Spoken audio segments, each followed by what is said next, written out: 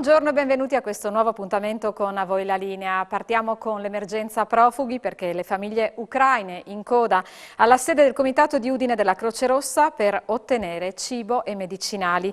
Un sostegno concreto per famiglie numerose ospitate in Friuli da parenti e amici e la Croce Rossa ha aggiunto una giornata in più per gli adulti.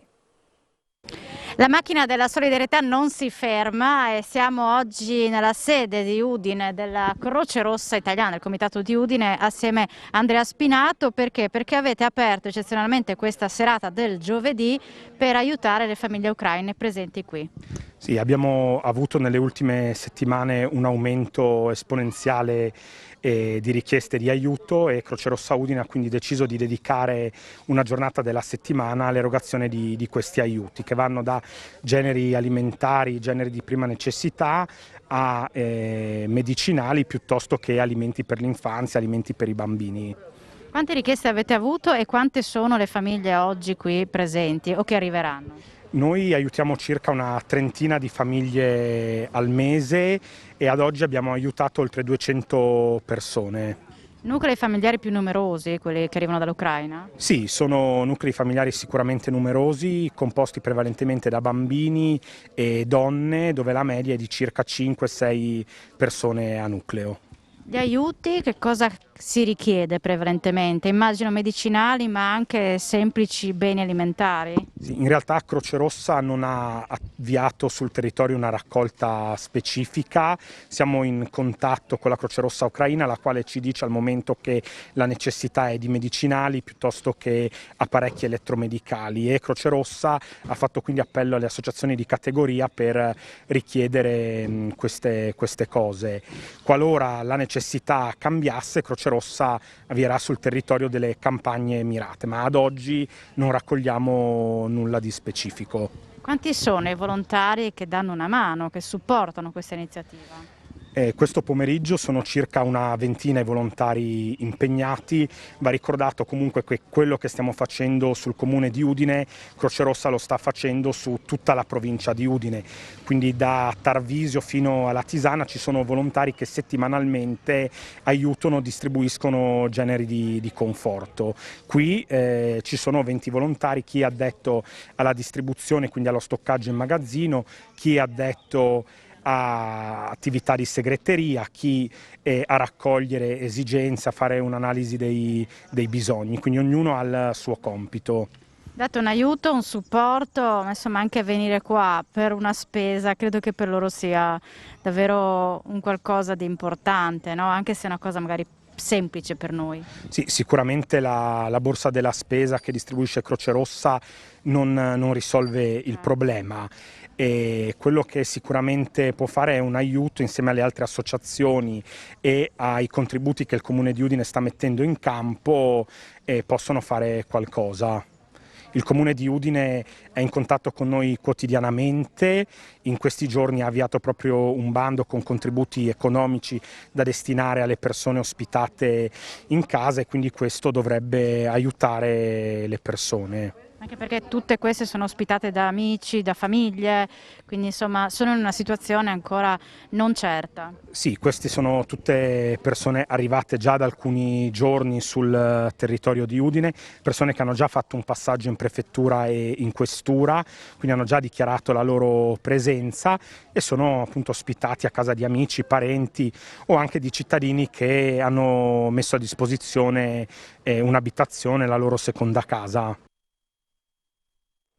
Rimaniamo a Udine ma parliamo d'altro perché la città si doterà finalmente della sua area attrezzata per camper. Sorgerà all'interno del parcheggio di via Chiusaforte. Lo ha approvato la giunta comunale ieri insieme ai lavori di viale Cadore. Vediamo. Parliamo del parcheggio di via Chiusaforte che è intitolato Padre Cesario da Rovigo.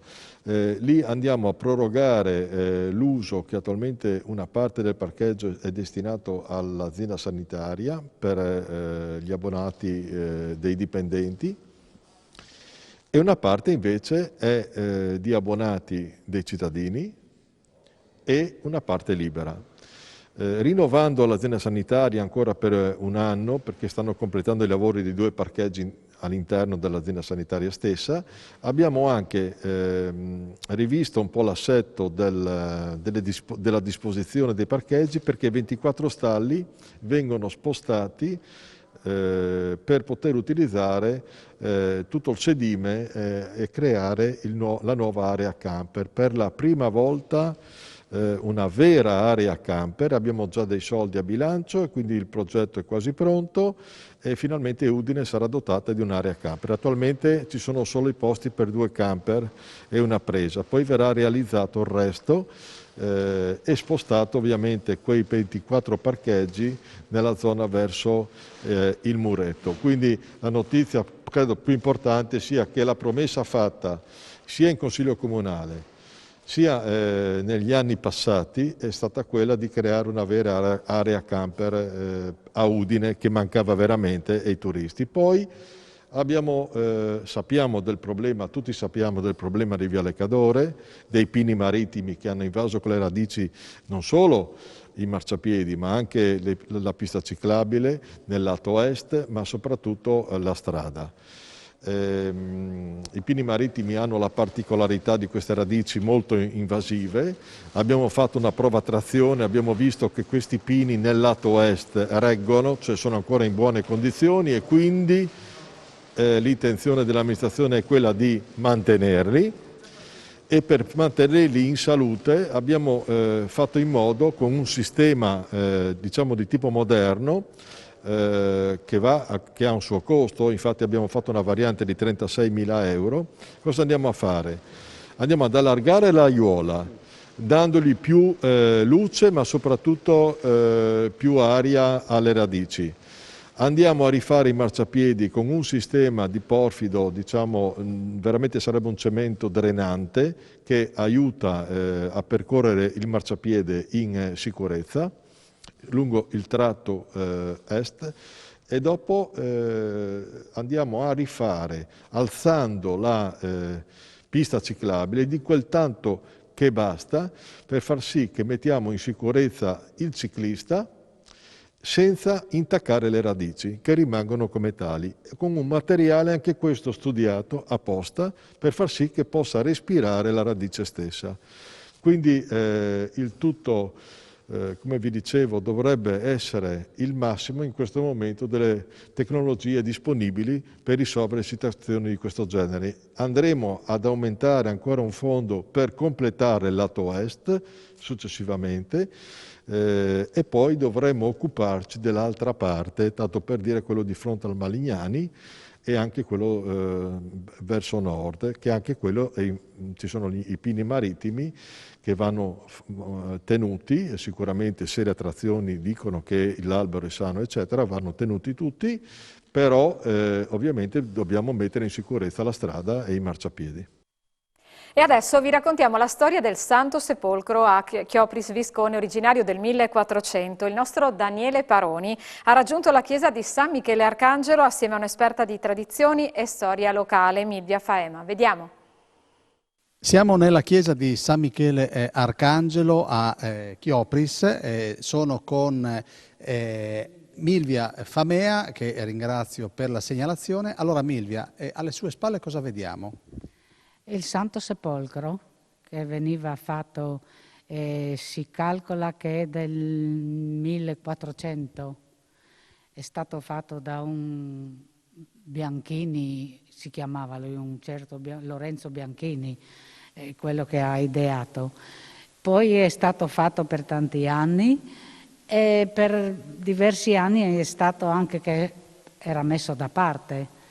Poi adesso c'è tanta gente qui che lavora, che dà una mano, hanno pensato di tornare a metterlo fuori, è stato un po' ritoccato, comunque noi siamo molto orgogliosi di questo.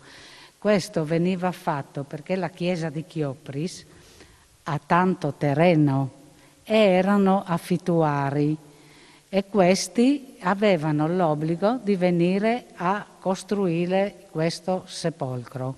Che è un catafalco. Un catafalco, sì, un catafalco.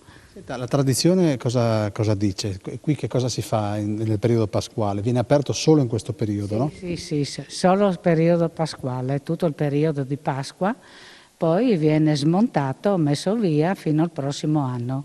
Le cerimonie si svolgono il giovedì, il venerdì santo? Sì, la sera, sì, si va avanti modestamente perché adesso non ci sono più tutte quelle cose che si faceva una volta in chiesa.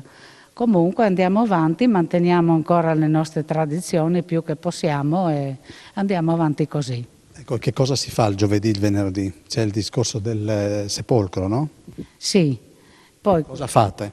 Si viene in chiesa, viene esposto il Santissimo, poi con quell'ombrello laggiù e la raganella accompagnano l'ostensorio che viene messo qui, deposto lì nel sepolcro. Poi diciamo è morto fino sabato santo, la sera, si fa la messa tutti insieme, si svegliano le campane, l'organo, suonano tutti, che adesso erano morti diciamo, e si fa le solite, si benedice il fuoco, l'acqua, tutte quelle cose lì. Ecco signora, e poi dobbiamo dire che lei ha un'altra tradizione che non è religiosa ma c'è un dolce. Sì, il pistun. Cos'è il pistun? Il pistun è un dolce che è stato, dicono, viene fuori dall'Austria, qui eravamo sotto l'Austria noi e hanno imparato a fare quel dolce lì.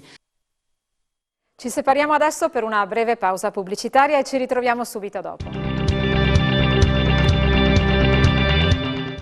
Il boom di richieste di tessere per lo sconto carburanti sta mettendo in difficoltà le agenzie pratiche auto e di conseguenza la Camera di Commercio. Se prima del Covid serviva qualche giorno per avere il documento rinnovato e accedere agli sconti, oggi servono anche 20 giorni. Mercoledì ci sarà un incontro in Camera di Commercio a Udine. Vediamo.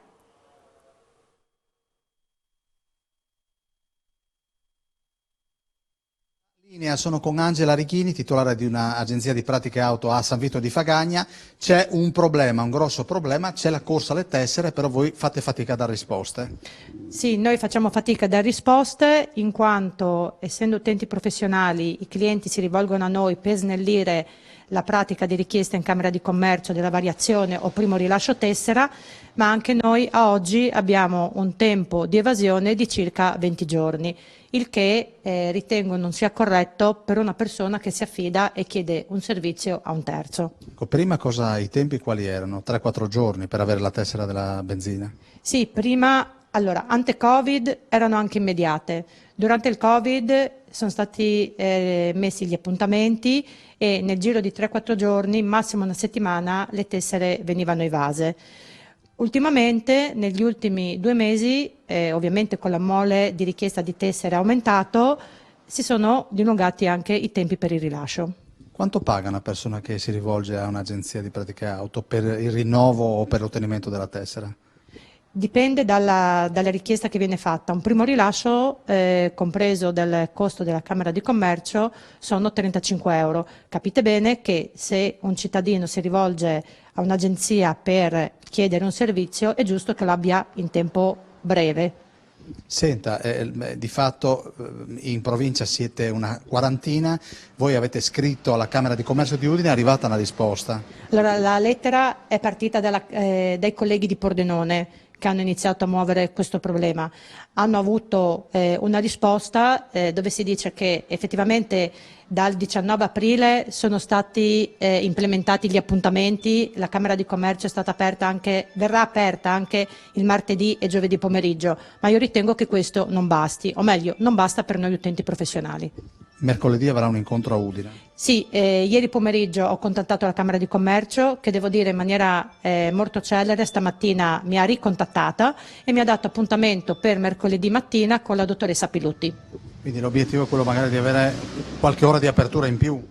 sì, qualche ora di apertura in più e magari trovare una soluzione per noi utenti professionali. Con l'arrivo della stagione estiva, la Regione riapre i servizi marittimi e fluviali attivati per incentivare i turisti a scoprire il territorio e improntati in particolare all'integrazione con la mobilità ciclistica. Un piano articolato avviato in occasione delle vacanze pasquali con l'inaugurazione del passo barca tra Lignano Riviera e Bibione avvenuta ieri. Sono intervenuti i rappresentanti istituzionali del Friuli Venezia Giulia e del Veneto. Vediamo. Un'altra tappa importante dell'inizio della stagione balneare di Lignano, che rappresenta uno dei tanti motivi per cui si può arrivare a Lignano anche in bicicletta, ma non è solo questa. Noi presentiamo anche tutta la riviera, diciamo, del Friuli Venezia Giulia, in cui ci sono diverse mobilità dal punto di vista della barca e bici che vanno da Trieste a Grado, da Grado a Lignano, da Lignano a Marano e poi da Lignano a Bibione. Quindi un'offerta completa, complessa, ma anche che dà molte soddisfazioni. L'investimento della Regione è quasi €1 milione all'anno a stagione, per cui è un investimento importante sul quale puntiamo molto anche per il ritorno dal punto di vista delle immagini, ma proprio dei turisti stessi. Oltre a questo i numeri ci confortano, perché in 3 anni più o meno che facciamo per esempio il passo barca qui tra Bibione e Lignano abbiamo quasi raddoppiato il numero dei passanti, per cui siamo molto contenti. È chiaro che se non si investe non si ha ritorno, e questo è il motivo per cui siamo qua oggi. E il bello di tutti questi servizi è proprio questo, che ci si può spostare in barca ovviamente, ma soprattutto in bici, ma anche collegamenti con i bus, quindi uno può girare la nostra regione semplicemente in bicicletta, raccordando tutte le altre tipologie di mobilità, e per cui si riesce a visitare tantissimo territorio con poco sforzo. È un servizio che abbiamo costruito in casa inizialmente, grazie alla spinta che è pervenuta dagli operatori turistici sia del comune di San Michele Bibione sia del comune di Lignano.